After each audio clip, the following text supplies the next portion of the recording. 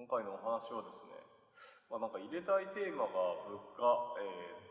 創始の物価っていうのがあって、創始の物価は夢の中で蝶になったり人間になったりとかしているものなんだけど、それが、デジタルネイチャーの説明によく使っていて、計算機自然になったらあらゆるものは一度コンピューターの中でデータになり、データになるといろんなものに変えられるんで、そのデータっぽい音楽になったり、映像になったり、映像になったら3次元の立体になったり、3次元の立体になってたらじゃあ現物になって出てきてしまうこともあれば、じゃあ例えばそれがそのまま小説になることもあって、でそういった移り変わりのことをどう表現するのが一番いいかなと思っていて、で2つのテーマがあって、1個は物価、もう1個は華厳とかで使われる時事無限ってやつ、エンドトゥエンドトランスフォーメーションオブエブリシングって僕は言うんですけど、末端点と末端点によって何かが変換されるという。でそのお話をそういう難しい単語を使わないでどうやって説明するかっていうのがキーワードになっていて、例えば絵本とか児童文学の中にどうやって哲学的な要項を散りばめていくかっていうのが今回の中の、演出上のストーリーって感じですかね。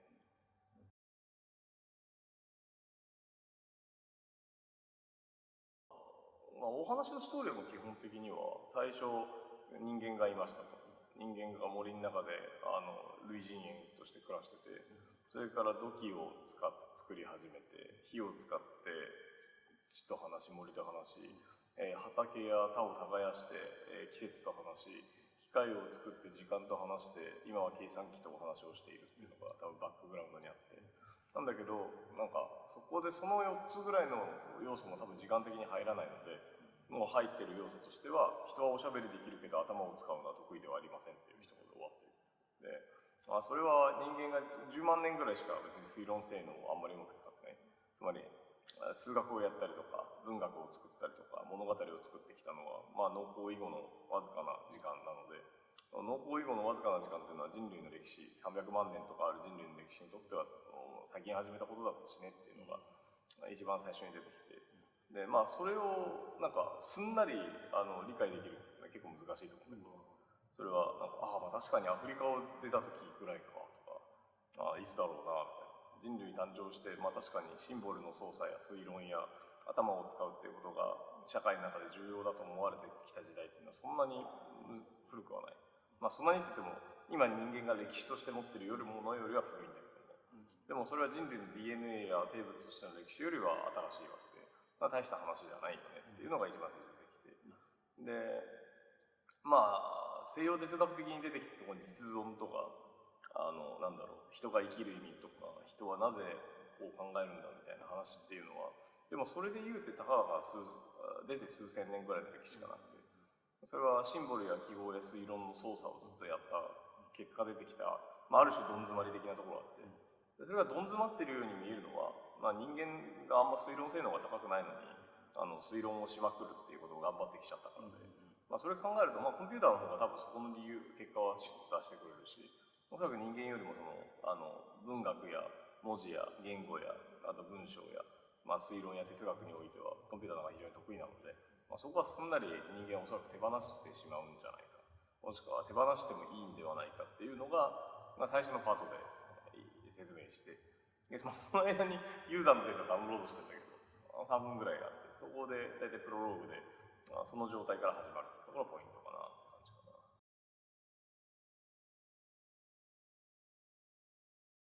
そう、計算機と蝶と人間が出てくるんですよ。でお客さんたちが読んでる絵本では猫と蝶が出てきてくるんですけど、うちの飼い猫のトラちゃんっていうトラヒコって猫が出てきて、トラヒコが森の中に歩いてると蝶々が出てきて、蝶々が人間って最近はこんなのとお話ししてるんだよとか、ヌルって何とか、あとは記号って何とか、シンボルって何っていう入ってきてつまずきそうな単語を中心にお話を展開してるんですけど、でこっちの方は人間と蝶が出てきて、計算機が出てきて、でたまに猫とキノコの話をしている、ものすごく賢い5歳児っていう、人類の歴史を全部知っている、しかしめっちゃ素直な5歳児っていう設定なんですよ。素直さは僕はすごい好感が、そうだよねって人類、そうそう、これは結構大学教育の中で結構重要なテーマなんですけど、めっちゃくちゃ頭の良くて賢い素人で素直なやつを前提として教育するのが高等教育なんですよ。でなんですごく賢いけど知識が入ってない人として教育するっていうパターンがあるんだけど、でも今回のあの子の場合はすごく賢くてあらゆる物事を知ってて素直な人っていう設定なんですよ。計算機はね、この物語の中では今のサピエンスの生き物って言ってて、でつまり、めっちゃ賢いっていう、めっちゃ賢くていろんなことをさらっと教えてくれるっていうキャラクターなんですけど、人間から見たらさらっとしたやつに見えそうな気がするな。多分なんだろう、僕って今後どうなるんだろうって言ったら、とかって賢くなくなっちゃうね。あ、そうなんだみたいな。でも別にそれはちょっとしたおまけだから気にしなくていいよって。ああ、そうだねみたいな。これ演劇的にはあんまり考えてないから蝶はほぼサブキャラなんですけど、ただ蝶はヌルを説明するために出てきて、蝶って最初はイモムシ、そしてサナギの中で体が完全に組み替わって蝶々になるわけですけど、あんな生き物はめったにいなくて、体が一旦全部溶けて何もない状態に戻ってが出てくるので、それは東洋でも西洋でも変化の象徴として使われるモチーフなんだけども、それをあえてヌルっていう何もないっていうところと蝶々をかけていって、蝶々がヌルなのかっていうのが多分テーマで、最初はある時はイモムシ、ある時はサナギ、ある時は蝶々の生き物って自分で言う設定だったんだけど、それもやっぱ長いので、丸から三角、三角から四角、四角からまた丸に戻るっていう、このパビリオンの外観の説明を兼ねている。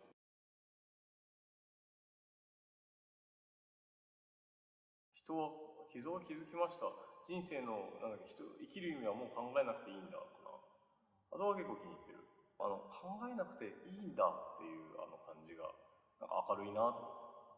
て。そう、みんなが心配してることそもそもなんだよね。だから AI が発達したら僕らどうやって食っていこうとか、どう考えていこうみたいなことみんな言うんだけど、別にそんなこともう考えなくていいんだっ